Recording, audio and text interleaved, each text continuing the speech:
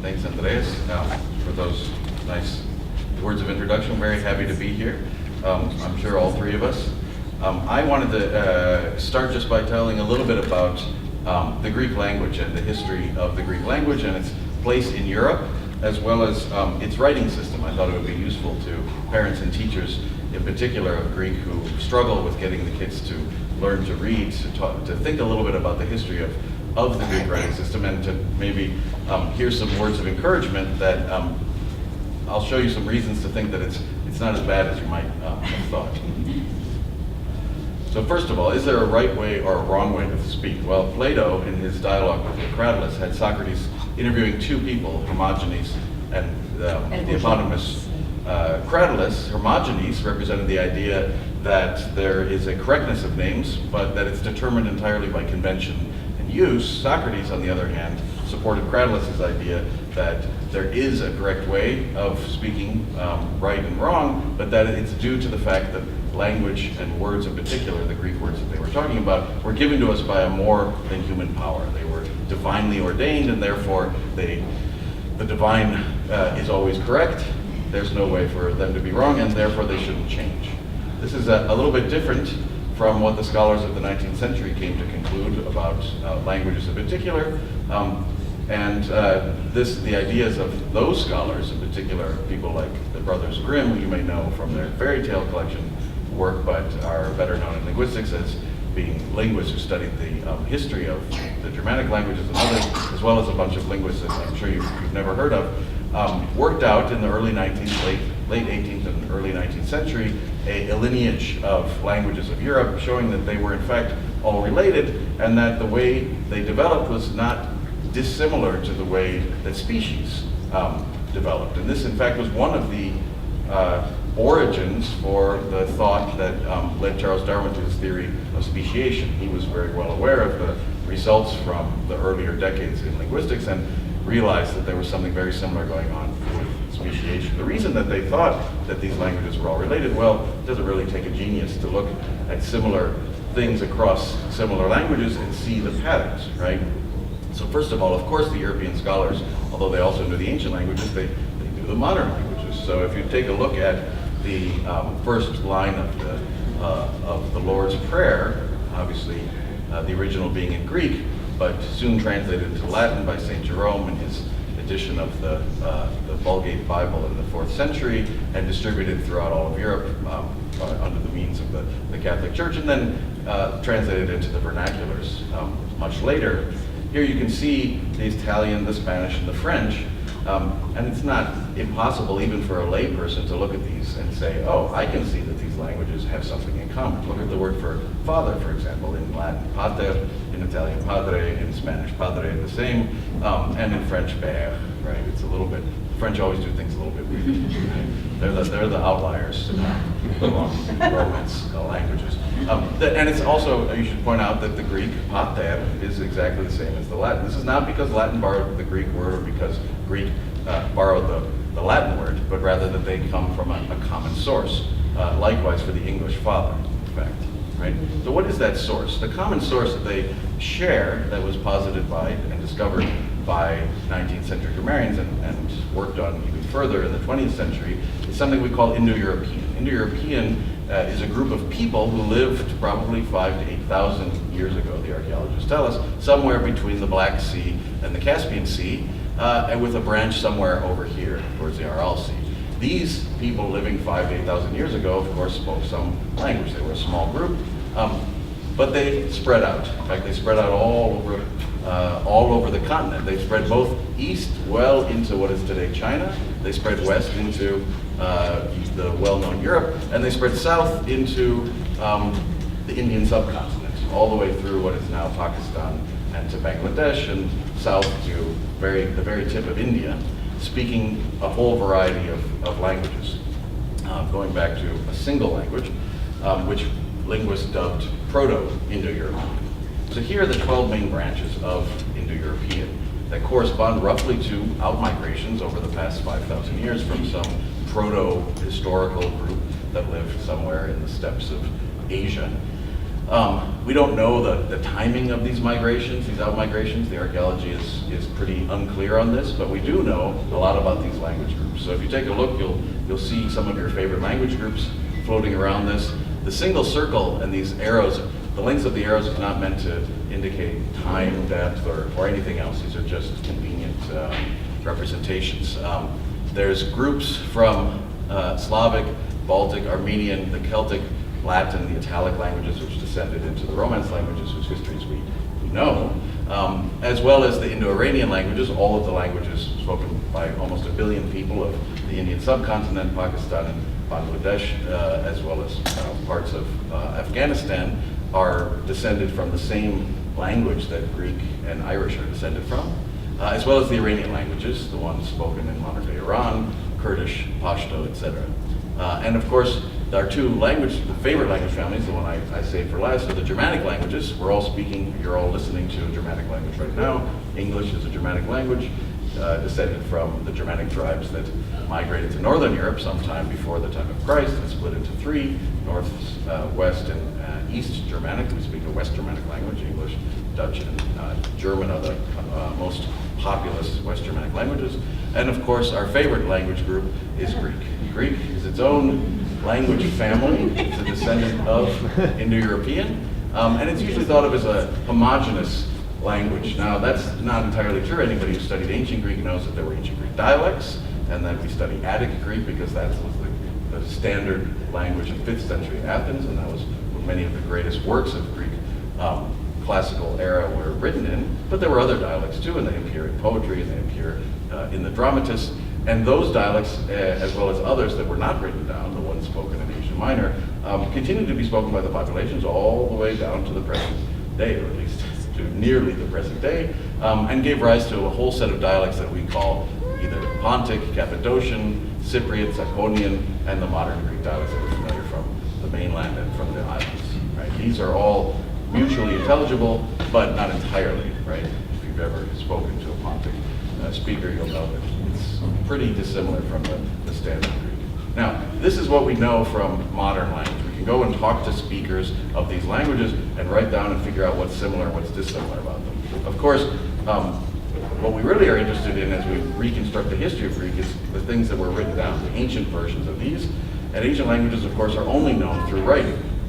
So let's talk a little bit about the origins of writing in Greece, right? So Greece, there's been writing in the area of what we would call Greater Greece, or in this case, modern Greece, because mostly in the Peloponnesian Peninsula and the island of Crete, we have found things that have writing on them.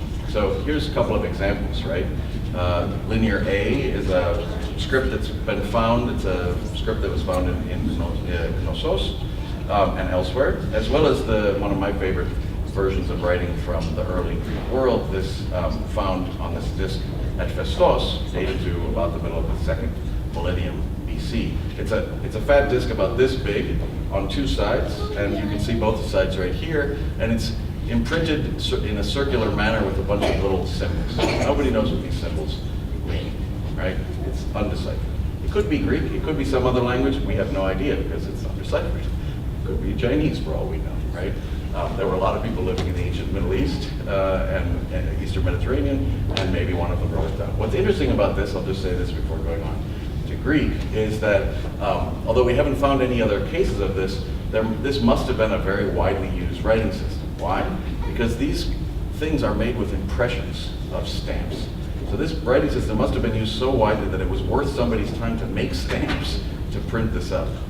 We just happen to only have one of these tablets, and frankly, for a lot of ancient languages, we only have a few tablets, and we're lucky to have those because they tended to be put into clay, which falls apart, of course, as you know. It's, in a few cases, the place they were stored burned down, and it fired the clay, and that's why we have those tablets left over. The earliest deciphered Greek, on the other hand, is this, what is known as Linear B. It was a linear script written in a line, and it was named this by Sir Arthur Evans, who excavated a bunch of these texts in the late 19th century.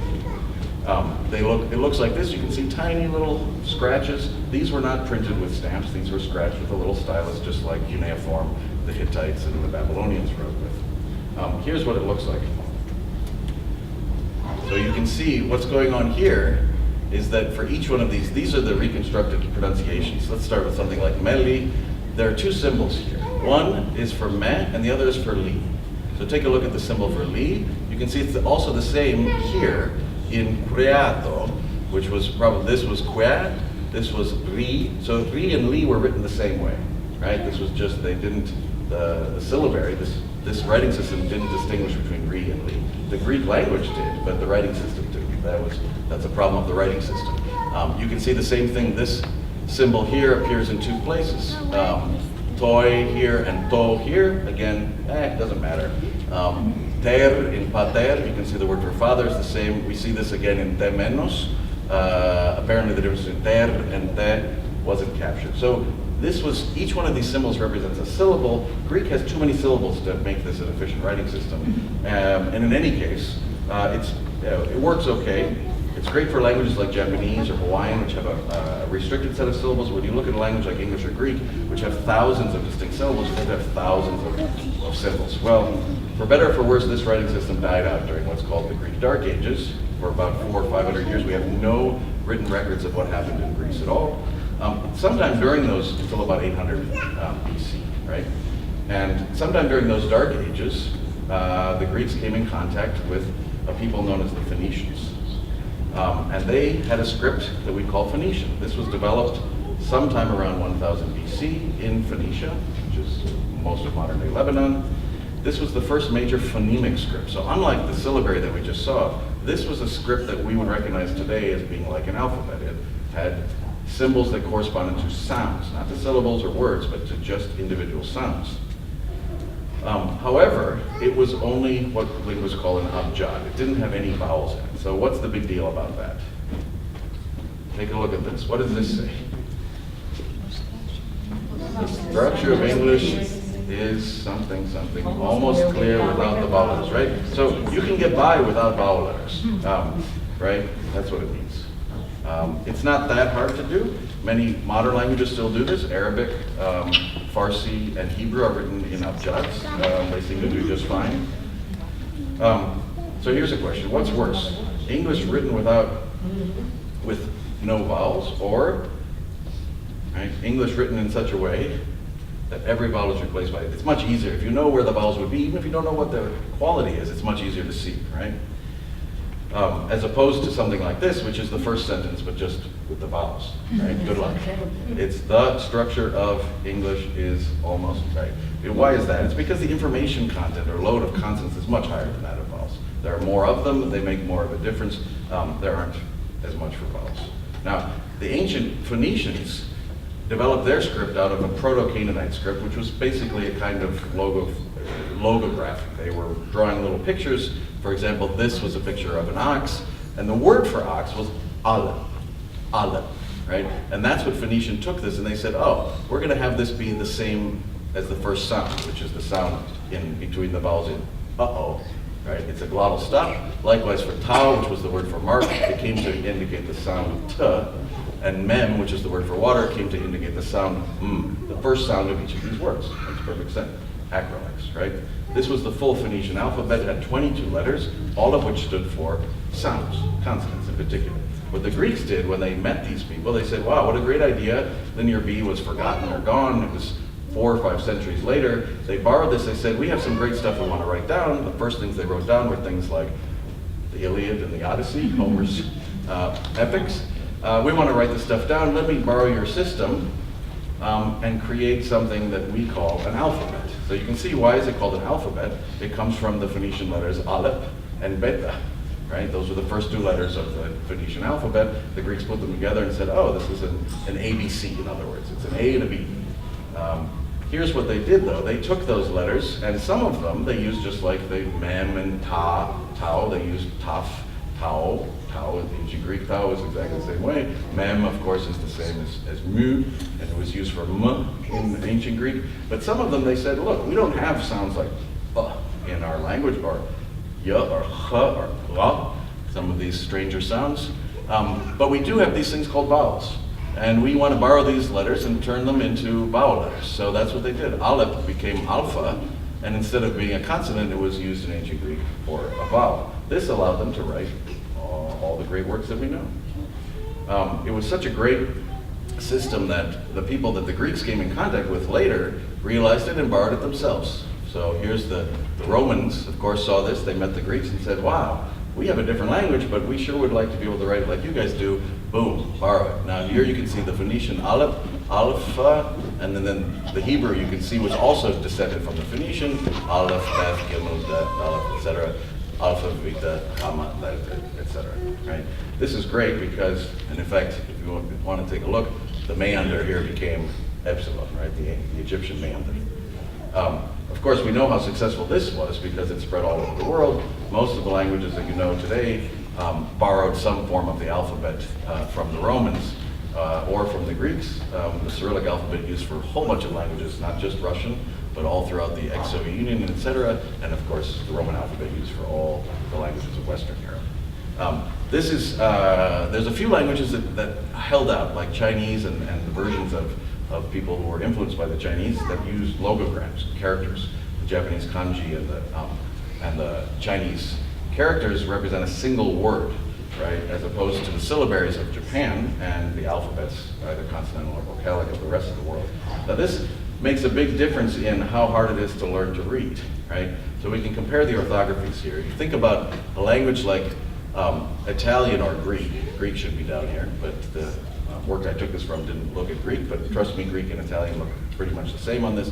Both of these are very transparent languages. That is to say, the writing systems are easy to learn. They have a pretty much good correspondence, not as many ambiguities between the letter shapes and the sounds that they're trying to represent, as opposed to something like English, which is on the opaque side, right? Because the English I'm speaking has 14 vowels and 5 diphthongs. But of course, the English alphabet only has 5 vowel letters. So that's not a great mapping. You're going to have a lot of ambiguities and overlaps and all sorts of kludges to try to represent those. The Greek language that we teach our kids has 5 vowel sounds, and it has 7 letters. So we have, a plethora of opportunities. It's no problem to learn. Now you might expect that as you get down here on the transparent side, that this will be reflected in the brains of the readers, and that's true. That's exactly what happens. If you look at people reading these different languages, if you look at Italian and English in particular, but Italian and Greek work the same way, trust me on that, much of the brain is the same. These scans here you can see of the right hemisphere show, this is the right hemisphere, they show the areas that are activated for both Italian and English readers, right? There's parts of the brain that are processing the meanings, that are processing all sorts of other stuff, and those are pretty much the same. But there's differences. Here, you can see in Italian and in Greek, you'll get stronger activation in the auditory areas. This is the superior temporal lobe, and that's because the sounds are more activated because they're more transparent. It's easier to get to the sounds from the writing system.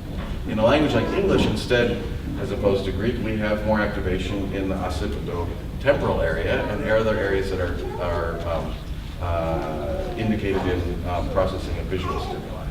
Okay? And as you might expect, these differences lead to differences in how kids learn to read. So here's an interesting study that was done. I can show you. This is the errors in word reading at the end of first grade. You give first graders at the end of first grade words that they haven't seen before, and you ask them, tell me what this word is. Well, as you might imagine, kids who are learning to read English make huge numbers of errors. First graders don't know how to read yet. Neither do second graders. We spend a lot of time all the way up through middle school getting to that 67% error rate. That's pretty big, right?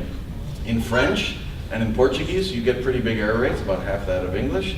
And of course, you see the lowest error rates on this continent are in Finland, Germany, Austria, and in Greece. Right? Why is that? Is that because the Greek, the German, the Finnish kids are smarter than the English kids? Yes, right. No, sorry to say, that's not what this chart says. It says that those people have the best writing systems.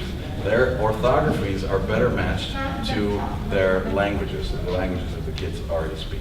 So I just want to end by saying, I'm glad you're all teaching Greek to your kids, and you should keep this chart in mind when you think about how difficult it is. Greek is hard to spell, but it's not hard to read. Those are 2 different tasks, as you know.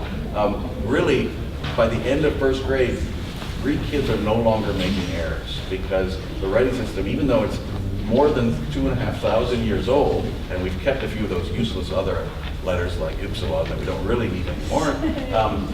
We don't need them to write modern Greek anymore. We did need to write the Greek of 5th century Athens, but because we have that mapping, a one-to-one mapping to sounds, it becomes an easy task to learn to read Greek. Thank you very much.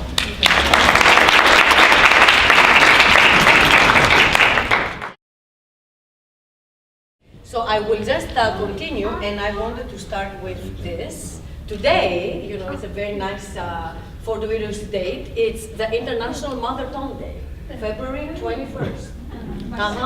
So it's really a very nice coincidence. I'm not going to give you the spiel why we have that day, but we can during the question period. But it is very important. This is from the United Nations International Mother Language Day site, okay? And I wanted us to just read through this, just to realize how important it is to learn our mother tongue. So what is said here is that languages are the most powerful instruments of preserving and developing our tangible and intangible heritage. All moves to promote the dissemination of mother tongues will serve not only to encourage linguistic diversity and multilingual education, but also to develop fuller awareness of linguistic and cultural traditions throughout the world, and to inspire solidarity based on understanding, tolerance, and dialogue. Okay? So I think that this describes very accurately and very fully the importance of learning and teaching one's mother tongue, and the importance not just in terms of linguistic advantages or linguistic parameters, but also the importance with respect to being a fuller, a more tolerant human being. Okay? And so it is within this general context that I want us to understand the role of learning Greek and teaching Greek and supporting the language. All right, so I'm very glad to see educators that are here with us today. I wanted to thank you all for coming, and our council here for coming. It is very important to remember that speaking a language entails participating in a culture, and participating in a culture entails, respect and acknowledgement of other cultures as well. Okay, I'm going to start with a very general. I know I don't have a lot of time, so what I wanted to do today is I wanted to talk a little bit about advantages of bilingualism. Okay, not just in this general social context and educational context, although we'll talk about education as well, but I will let Vula do more of the educational stuff. I wanted us to see that being bilingual affords the individual certain advantages that go beyond just speaking the language. Okay, first of all, who is a bilingual? We're all more or less bilingual in this room.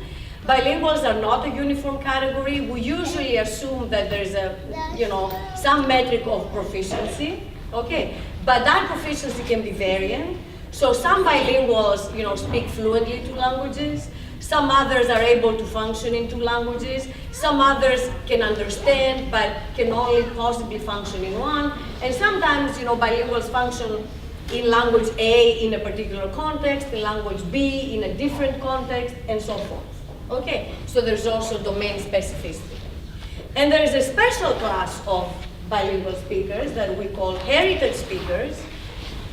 Many of our children are heritage speakers. Some of the speakers of Greek that live in Chicago are heritage speakers of Greek. The heritage speakers are speakers of a minority language, so they speak a language at home, but the dominant language in the society is a different language. And heritage speakers are very diverse. Okay, some of them can speak, some of them only understand, some of them speak and are literate, some of them speak and are not literate. So there is there is considerable variation in that class. But most of the children that come to Greek schools today, okay, are heritage speakers of Greek. Okay, and the heritage speakers are different from second language learners of Greek, okay, in the sense that the heritage speakers are native speakers of the language, okay. So they know this language by heart. They have learned it as children, okay? And they speak it natively. This affords certain advantages, you know, when it comes to actually speaking it, but it can be a little challenging when it comes to teaching them, you know, more structural things like the grammar, for example, because they do know the grammar in some ways and they don't know it in some other ways, because they can also, their knowledge of the grammar of the language can be quite petrified. It can be, you know, it goes up to a certain point and then it stops because they don't use the language that much. So I'm sure that we can talk about the heritage speakers more. So here I've got this list of heritage languages in the United States. This is the top 10. We will be sad to know that Greek is not among them, okay? Although there are many Greeks in the United States, there is I don't know what the latest approximation is. It's probably, you know, at least 2 million, but our language does not feature there. So we see Spanish, you know, more recent immigration. We see Chinese, second recent immigration. You see all the European languages are, you know, French, German, Italian, Russian, they feature lower. But they feature, okay? They feature, unlike Greek, which doesn't. So this is actually based on a questionnaire that asked the people to self-identify. So they had to say that this Lotte is language other than English.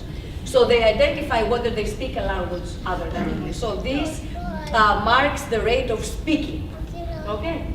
So that tells us also something about the confidence of the speakers that they are actually speakers of the language. And it tells us that Greeks are not, you know, very well or very confident in identifying themselves as speaking another language at all. So hopefully this is something that we can change. Okay. And you know, education is one way this can change, and in order to be more successful in our educational goals, it's also very important to understand why it is a good thing and why it is in fact a necessary thing to be bilingual. Okay. I'm not going to put it, you know, so here I have this slide that says bilingualism brings cognitive change. Okay. Another way I could have phrased this is to say bilingualism makes you smart. Okay, that's the way to say it. Okay, and it does make you, we're going to see that bilingualism affects intelligence and cognitive ability, okay, in ways that indeed make bilingual people smarter. Okay, it's just, it's not the politically correct thing way to phrase it, but that's in essence what we're saying. Okay. Now, let's see what this means. By cognitive ability, we mean these two things, representations, I call them, and control, or there is another terminology we call them fluid mechanics and crystallized pragmatics. I'll come back to that. So representations is what you know, okay, the encyclopedic knowledge that one accumulates. It's what one tests in IQ testing, so IQ test both, but these representations correspond to knowledge that people have. So the more you know, the smarter you are. You know a lot of things. Okay. And then control is this set of mechanisms that have to do with fluidity of operations, so the way you reason. So we think of control operations as operations that have to do with reasoning, the ability to analyze, the ability to draw connections among things. It's the more fluid part of intelligence. Okay. Now, what is interesting about this, and I hope that you can see it, is that these abilities, okay, generally, you know, start at a low rate in childhood. They mature, you know, sometime in your 20s and 30s, okay? And these abilities decline with old age, okay? As you see, you know, I left unspecified those ages, okay? Made us feel a little better. But, you know, at 60, 70, you know, you are in cognitive decline. We call this cognitive decline. Now, what you're gonna see here, the crystallized pragmatics, which is, you know, the knowledge that we accumulate, remains kind of constant throughout the lifespan. Okay, so we see that this is not affected. This reflects also, you know, the common wisdom that the older you are, the more you know. Okay.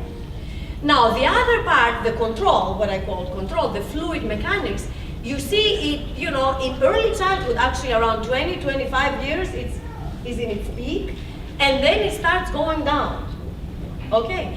And we see that it actually, you know, declines with old age. That's the part of intelligence that declines.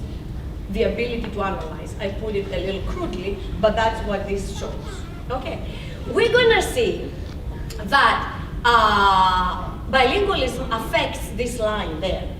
Okay, so bilingualism affects cognitive abilities such as attention, control, ability to inhibit secondary information, and all these processes are very important for fluid mechanics. Okay, so bilingualism makes you smarter in the sense that it allows you to preserve your ability to analyze throughout, better than monolingual populations. We're going to see, in fact, there is research in Canada that shows nowadays that the research done by this woman, I thought I'll put a nice picture because usually we see pictures of famous men like Jason Dick, Plato, and Darwin, and the rest. So here's a nice picture of a woman, okay? And I must say, a lot of the bilingual studies have been conducted by women, also because it's something that connects to education, and naturally there's more of us. So she and her group has actually shown that bilingualism throughout the lifespan creates later onset of Alzheimer's disease by 4 years. So I was hoping that I'll show you some of this. Okay. Now, in order to understand here's a nice picture. In order to understand why bilingualism has this effect, we need to think of what the bilingual event is. Okay, the bilingual event is a very complex event, although it seems natural and easy and you're just speaking. Every time a bilingual speaks, okay, she needs to have sufficient grammatical knowledge of 2 languages. Okay, she needs to check out the parameters. Are we speaking English here? Are we speaking Greek? Okay, she needs to choose a language. Okay, and then she needs to control the intrusion of the other language. And that's the most important thing. You need to control the intrusion. Okay, sometimes you're not very successful, and we've got a lot of code switching. It happens, and it's not a bad thing. It's part of the bilingual reality. But as I speak now, I speak English, but at the same time, Greek remains active. And by choosing to speak English at all times, I mean, there's research that shows that. So by choosing to speak English, I continuously suppress the Greek, and as a result of that suppression, I become better at dealing with secondary or irrelevant information. And it is this aspect of bilingualism that makes bilinguals better at tasks that have to do with conflict and better with cognitive reserve. Okay. Now, all this all this business about conflict and making you better at dealing with control and all this stuff affects this area of the brain. So this is the prefrontal cortex. So it's this part of the brain. It matures very late. Okay.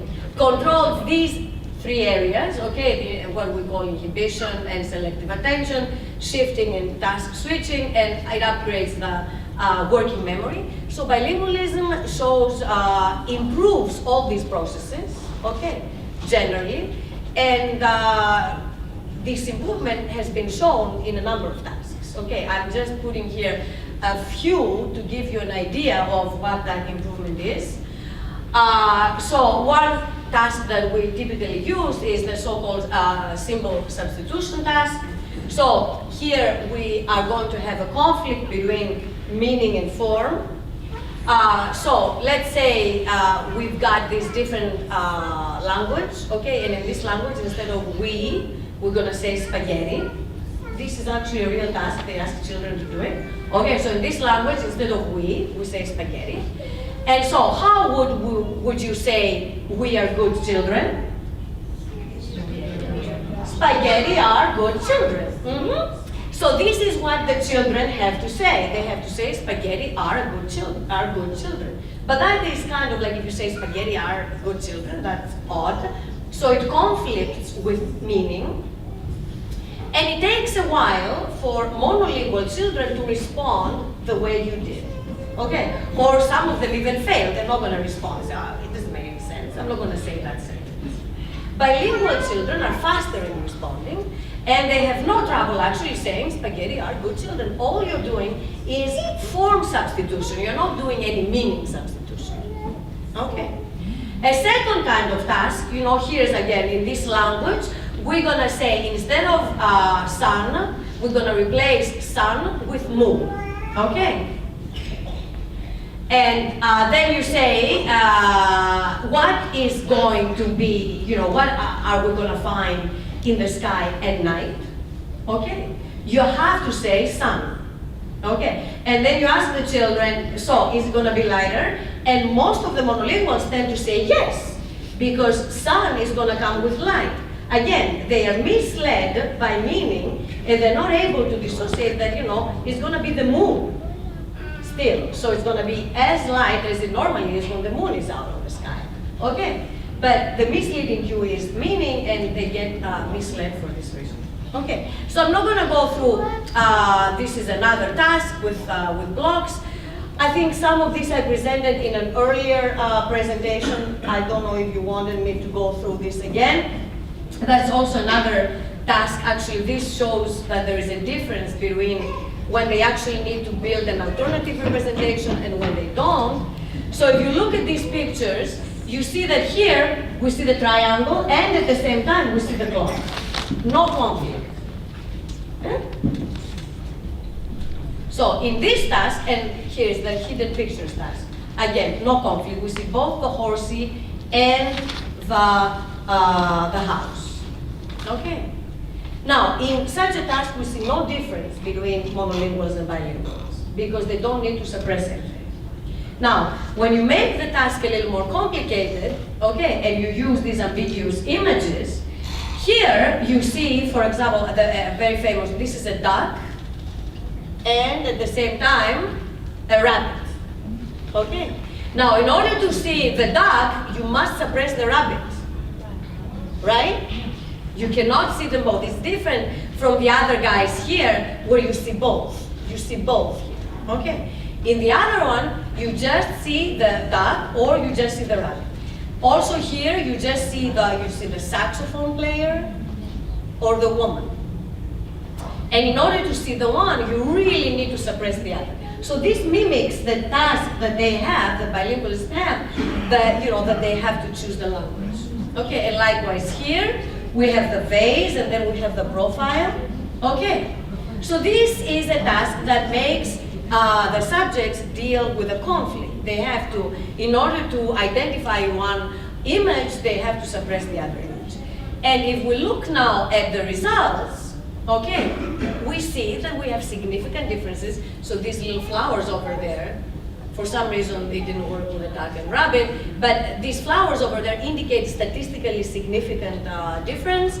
Okay, we see that the bilinguals, okay, scored higher. This is the number of scores, which means, the higher you score, the less errors you made, or the less cues you wanted to identify the image. So we see that the bilinguals did, significantly better than the monolinguals. And this has been replicated in numerous languages. So this is from French, English, but unfortunately not much was done with Greek English bilinguals.